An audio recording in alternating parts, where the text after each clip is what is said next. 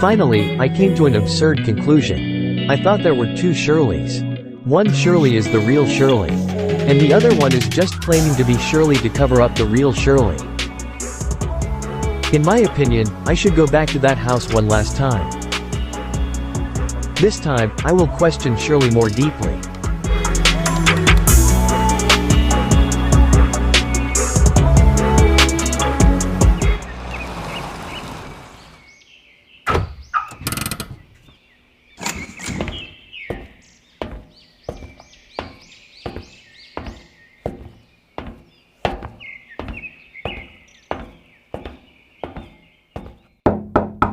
I woke up with a slight start.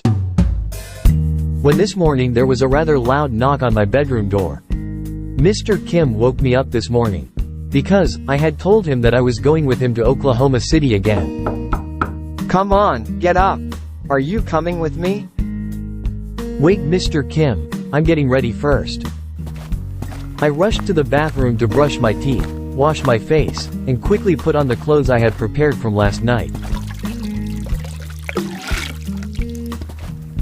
I also brought a few tens of dollars just in case Sherlie's mom kicked me out. If that happened, I would take a taxi back here first. Because, I'm sure Mr. Kim won't pick me up if his business isn't done. Now I was ready to go. I grabbed my jacket that I usually wear when I go out because it was cool and windy in Oklahoma. Moreover, the air conditioner is cold when I'm in Mr. Kim's car. Don't forget to have breakfast first. I've prepared it in the kitchen.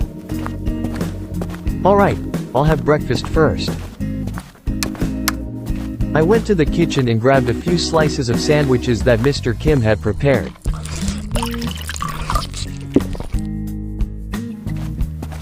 Then quickly headed to the car that was ready to go.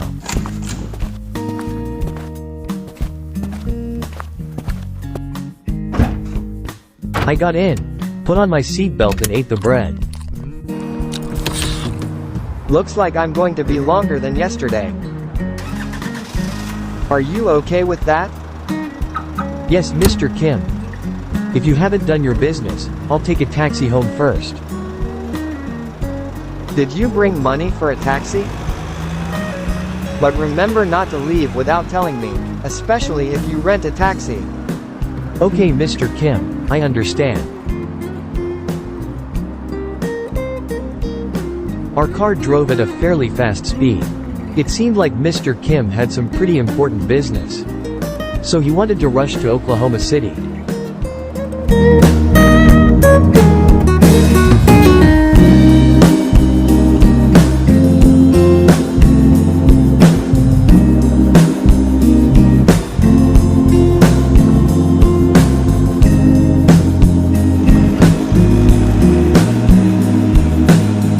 What is the name of the girl you are going to meet? Her name is Sherlie. Sherlie, huh? What a pretty name. Sherlie. That is, the beautiful meadow. I smiled at that.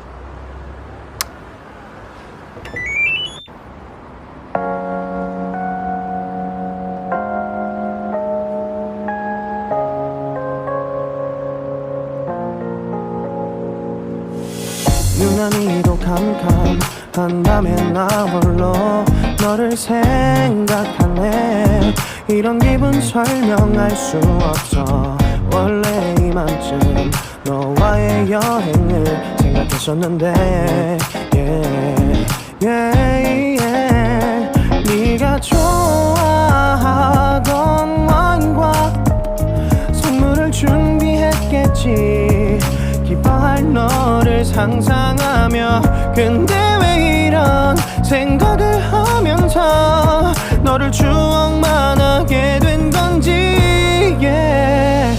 어쩌다 너와 나 왜 이렇게 끝난 건지 너를 기억하면 난 가슴이 아파와 어쩌다 너와 나 이렇게 잊혀진다면 다시 사랑할 수 없을 것 같아.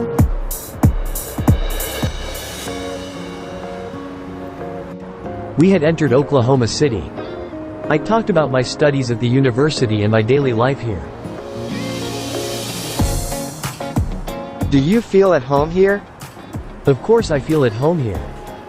Mr. Kim told me looking out the car window. Look at that. This is where you will most likely go to grad school to get your psychiatric specialist degree. Mr. Kim pointing to a large university in Oklahoma City. I nodded in agreement. I was sure of my career. I was going to be a doctor specialist. 저가 너와 나 왜 이렇게 끝난 건지 너를 기억하면 난 가슴이 아파와 어쩌다 너와 나 이렇게 잊혀진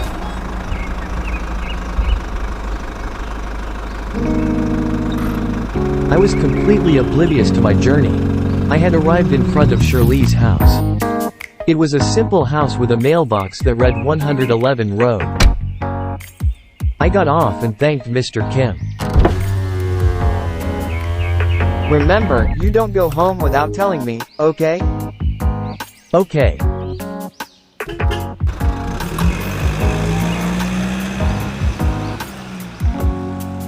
Mr. Kim's car drove off leaving me alone in front of the house. I stood in front of Sherlie's house looking around. It was true, if this house was a bit secluded. It was like they had no neighbors. The highway was also rather quiet, with only a few cars speeding by. I walked up to her door. Before I had time to ring the doorbell, the door was suddenly opened by Sherlie's mother while smiling gruffly to greet me. "Good morning," I said half stammering. You came again? Please come in. I was invited in, then sat down. I saw Sherlie from the kitchen coming towards me with her baked goods. Hi, Alan. There was a strange feeling that came over me. They seemed to have predicted that I would come to their house again. Did they prepare something for me? I started chatting with Sherlie as usual. Sherlie today seemed less friendly to me. She sometimes watched me closely in the middle of our conversation. Sherlie also kept forcing me to tell her where my home address was or just to know where the university I was studying at was. But I never told her. Sherlie, do you remember back then, when you called me 4 years ago? I remember. She replied with a slight stutter. I actually kind of forgot. Do you remember when you called me? She was quiet for a moment, then with a slightly worried look on her face. I forgot. It was winter, wasn't it? I asked with the intention of baiting her. Yes, I remember now, it was winter. Because, I called you while lighting the fireplace. No way, the fireplace was lit in the summer. Clearly, in Alan's notebook, Sherlie called him in the summer of 2004. I remembered very well that in Alan's notebook, Sherlie called him in the summer. After all, the fireplace in this house doesn't seem to be able to be used anymore, as it's covered by old stuff. By the way, Sherlie, do you know about apps? What's an app? She replied without thinking. I was sure this time. Clearly she is not the Sherlie in Alan's notes. I was so sure now. Strange but true to me, someone is lying between these two Sherlies. The Sherlie who called Alan or the Sherlie who is in front of me right now. But this could be a plot twist.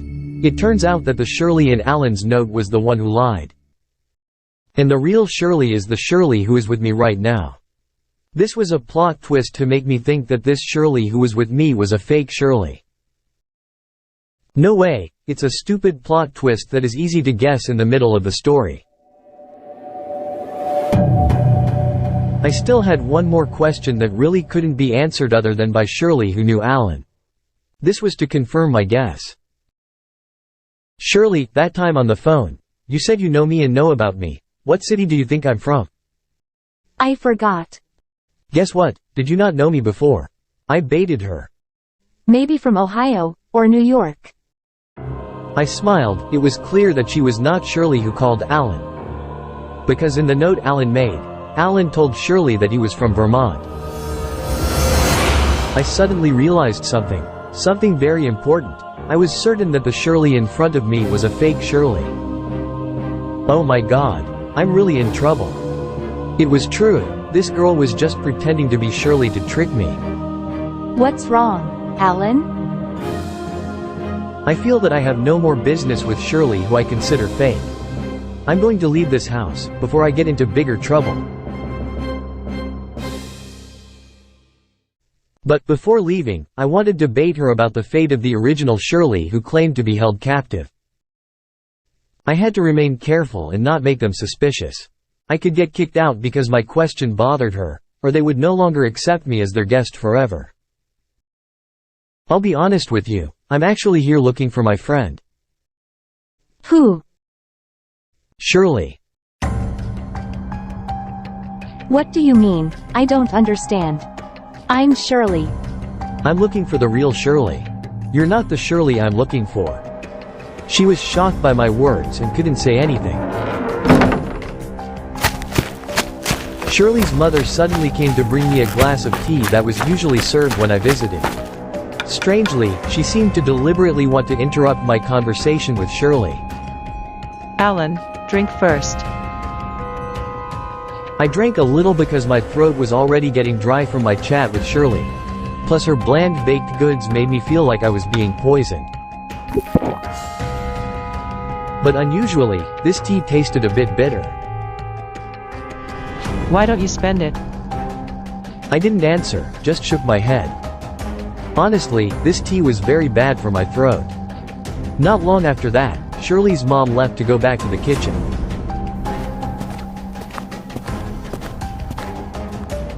What do you mean I'm not Sherlie? If it was like this, I couldn't dodge it anymore and had to be honest about my purpose in coming to this house. I got a call from another Sherlie. She said she was being held captive. She also said that her house was here. Then what's the problem? It can't be that you claim to be Sherlie, but have nothing to do with her. I really don't know her.